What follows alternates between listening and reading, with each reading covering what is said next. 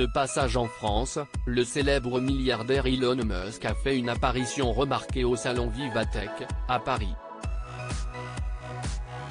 À cette occasion, le PDG de Neuralink a annoncé une révolution à l'échelle humaine. En effet, le chef d'entreprise de 51 ans souhaite doter un premier humain d'implants cérébraux et il a récemment obtenu l'autorisation aux États-Unis pour réaliser un test. Face à Anne-Sophie Lapix, l'homme le plus riche du monde a évoqué sa carrière et ses innombrables projets.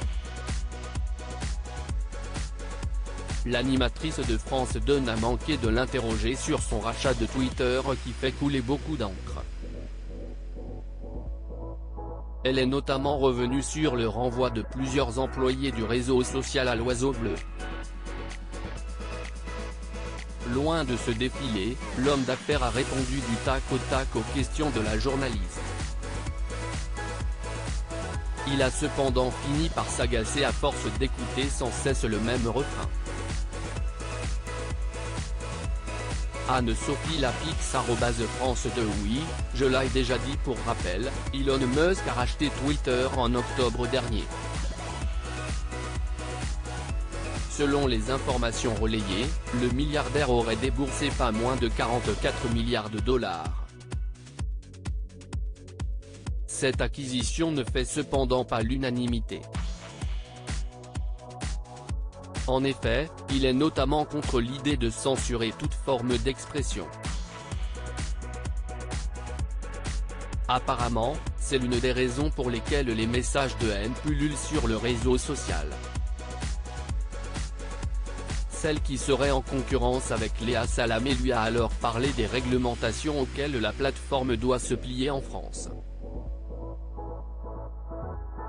Si une loi est promulguée, parce que la loi, dans la démocratie, représente la volonté du peuple, il faut la respecter. Maintenant, si on veut promulguer certaines lois, il faudra qu'on les respecte. Elon Musk s'est montré très clair sur ce point. Malgré tout, Anne-Sophie Lapix a insisté en expliquant qu'il risquait une amende de 300 millions de dollars dans un premier temps. Visiblement agacé, l'invité de France 2 a réitéré ses propos. Oui, je l'ai déjà dit. Twitter respectera la réglementation. C'est la 4e fois que je le dis. Ou la 3e. Elon Musk très sûr de lui face à Anne-Sophie Lapix au cours de cet entretien, celui qui a défié Vladimir Poutine a fait savoir que les messages de haine ont diminué depuis qu'il est aux commandes de Twitter. Anne-Sophie Lapix semble toutefois persuadée du contraire et il faut dire qu'elle n'a pas mâché ses mots. Malgré tout, le patron de Tesla et SpaceX a exprimé ses opinions avec fermeté.